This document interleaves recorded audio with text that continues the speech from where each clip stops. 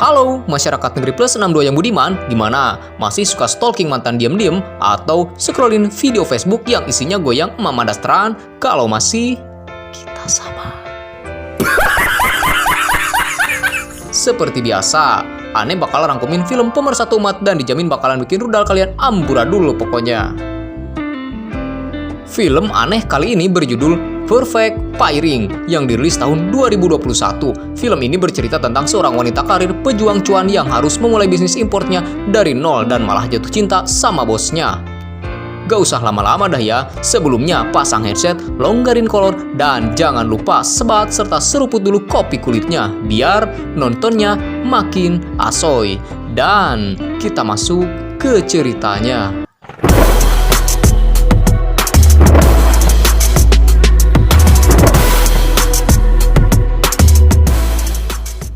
Film berperan utama seorang ladyboy gemulai berbodi mulus no minus bernama Lola. Dia merupakan wanita yang periang, penuh semangat, non-energik, namun sayang kisah percintaannya dengan laki-laki selalu negatif dan berujung kandas. Makanya dia agak trauma untuk menjalin hubungan kembali dengan seorang pria dan lebih memilih untuk fokus di karirnya. Sehari-hari, ia bekerja di sebuah perusahaan bernama Mythos Wine di Los Angeles yang bergerak di bidang impor Amer, tuak berontak, topi miring, dan kawan-kawan sedulurnya. 2 years. Why? Who's counting?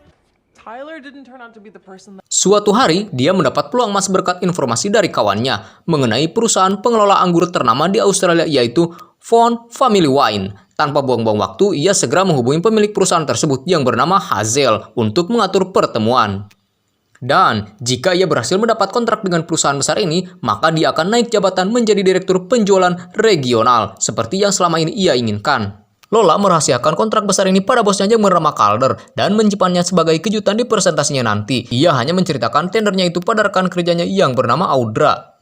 Hingga hari presentasi pun tiba, Lola yang datang terlambat seketika syok melihat Audra yang mempresentasikan ide kerjasamanya dengan perusahaan Fawn Family Wine. Di sana, Calder dan para atasan lain sangat puas dengan presentasi Audra dan seketika mengangkatnya menjadi direktur penjualan regional. Lola auto murka dong, udah irinya ditikung, naik jabatan pun batal. Dia lantas komat-kamit kuku lutut termasuk ngerosting Calder di depan semua orang dan pada akhirnya memutuskan untuk mengundurkan diri dari perusahaan tersebut. You are a garden variety snob. You mistake cruelty for cleverness, and when it comes to wine... Tak mau berdiam diri saja, Lola pun memutuskan untuk membuat perusahaan importnya sendiri yang ia namakan Salud Import. Dia lantas mengincar perusahaan Fawn Family Wine sebagai target pertamanya. Bermodal kumangke, Lola memberanikan diri untuk pergi dan menemui Hazel secara langsung di Australia. Singkat cerita, sampailah ia di rumah Hazel yang super gede. Pada awalnya, ia sempat tertegun takjub melihat keindahan rumah tersebut. Tapi anehnya, ia tak melihat seorang pun berjaga dan terkesan sepi. Dia malah mendapati pintu rumah itu terbuka. Kemudian, ia memutuskan untuk masuk ke dalam sambil bersaut-saut berharap ada orang yang mendengarnya. Tak berselang lama, datanglah seorang pria tampan rupawan tinggi besar dengan janggut unyu-unyu bernama Max yang merupakan salah satu pekerja di peternakan. Tanpa basa-basi, Lola meminta Max untuk mengantarnya menemui Hazel. Max kemudian membawanya keluar dan tak lama si bos besar Hazel pun datang. Lola kemudian dengan pedenya mengajak Hazel untuk bekerja sama untuk mengimpor wine dengan perusahaan barunya.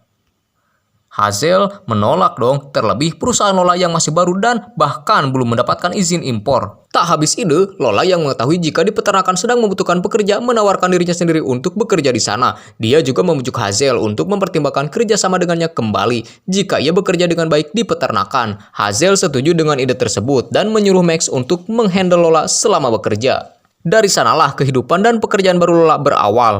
Lola yang notabene merupakan gadis kota dengan kehidupan modern kini harus beradaptasi dengan lingkungan pedesaan dan tinggal bersama teman-teman kerja baru di peternakan.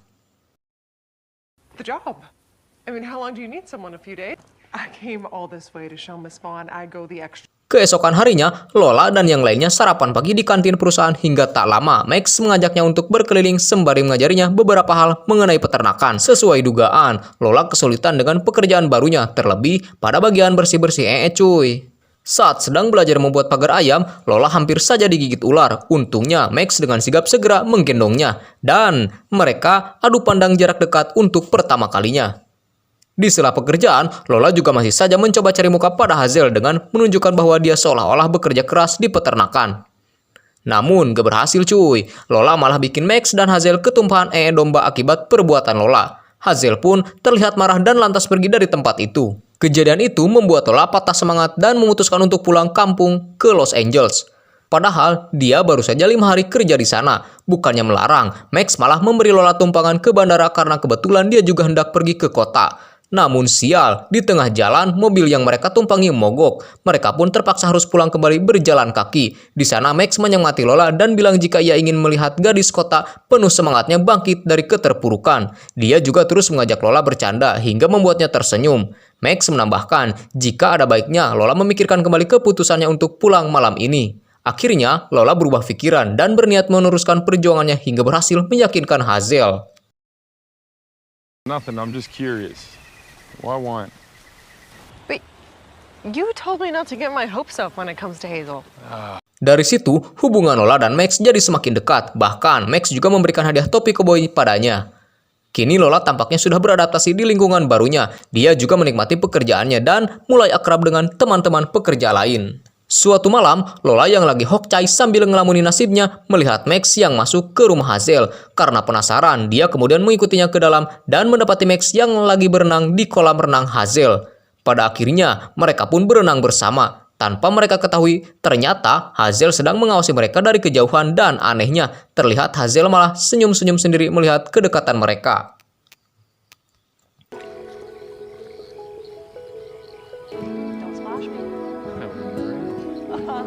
Keesokan harinya, Max mengajak Lola mengunjungi sebuah tempat di tengah hutan. Mereka mulai banyak berbincang lebih dalam, termasuk membahas masalah pribadi. Lola menanyakan mengenai asal-usul Max, namun Max menjawab dengan singkat, padat, dan seperlunya, seolah menyembunyikan sesuatu. Dia hanya bilang jika ibunya telah lama meninggal dan tempat ini adalah tempat yang sering mereka kunjungi dulu. Tanpa disadari, mereka berjalan semakin dalam ke hutan dan sampailah mereka di tempat tujuan yaitu air terjun di tengah hutan. Saking indahnya, Lola hanya bisa melongo melihat keindahan air terjun itu. Malamnya, para pekerja termasuk Lola pergi ke bar untuk merayakan hari ulang tahun Henry. Mereka bersenang-senang di sana. Minum tuak berontak sambil berjoget-joget pun menjadi ritual wajib. Di tempat lain, kita diperlihatkan Hazel dan Max yang lagi rapat sambil main biliar. Di sini, kita tahu jika Max ternyata merupakan adik kandung dari Hazel alias pewaris perusahaan sama sepertinya. Di percakapan itu, Hazel bilang jika dia sudah tahu kedekatan Max dan Lola. Dia juga meminta Max untuk mengurus perusahaan, khususnya di divisi anggur. Tapi Max menolak dan bilang jika ia lebih memilih hidup berbaur dengan kaum ekonomi lemah di peternakan. Terlebih jika semua orang tahu asal-usulnya, mereka hanya akan peduli pada uang Max saja. Esoknya, Max mengajak Hazel untuk mengantar pasokan ke kilang anggur sekaligus camping semalam di sebuah tempat yang indah. Tanpa ragu, Lola hayu-hayu aja dan segera berkemas. Setibanya di kilang anggur, Lola kembali dibuat kagum dengan teknologi dan produk yang dihasilkan oleh perusahaan Hazel. Setelah puas berkeliling di kilang, mereka melanjutkan perjalanan untuk camping di sebuah tempat di atas bukit dengan pemandangan yang luar binasa. Dan malam pun poek ngabelegbeg. Mereka menikmati suasana di sana sambil minum segelas anggur mahal khas perusahaan dan ditemani gemerlap bintang di malam itu.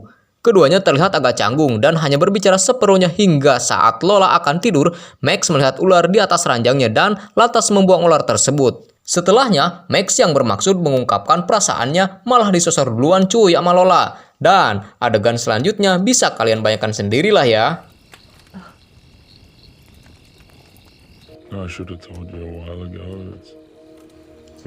Sebelum pulang, Max mengungkapkan jati dirinya pada Lola di mana dia ini sebenarnya adalah adik Hazel sekaligus investor pasif di perusahaan Von Family Wine. Bukannya senang, Lola malah kecewa pada Max yang tak jujur padanya selama ini. Sesampainya di peternakan, Lola mendapat kabar jika dia dipanggil oleh Hazel. Saat hendak menemuinya, ternyata di sana sudah ada Calder beserta si Audra yang tengah berbincang dengan Hazel mengenai kontrak import mereka. Mengetahui hal itu, Lola sangat marah dan merasa jika usahanya selama ini sia-sia. Dia pun kali ini benar-benar pulang kampung ke Los Angeles. Setelah beberapa waktu, Lola akhirnya mendapat izin import. Dia pun melanjutkan hidup dan membuka perusahaan importnya sendiri. Meskipun dia sebenarnya masih memikirkan Von Family Wine dan Max tentunya. Hingga sampai suatu hari, Max datang ke pameran anggur tanpa sepengetahuan Lola. Dari sana, cinta mereka kembali bersatu ditandai dengan kerjasama Von Family Wine dengan Salud Import milik Lola. Dan film pun berakhir. Seperti biasa ya, endingnya ala-ala sinetron FTP SCTV. Oke, sampai di sini dulu alur cerita film Perfect Pairing. Sampai ketemu lagi sama Bang Dickson di review film selanjutnya. Nah, bagi kalian yang ingin request film, bisa tulis aja di link komentar ya seluruh. Terima kasih yang masih stay di channel ini. Bagi yang suka bisa di like, komen, subscribe, dan share ya. Salam damai dan permios.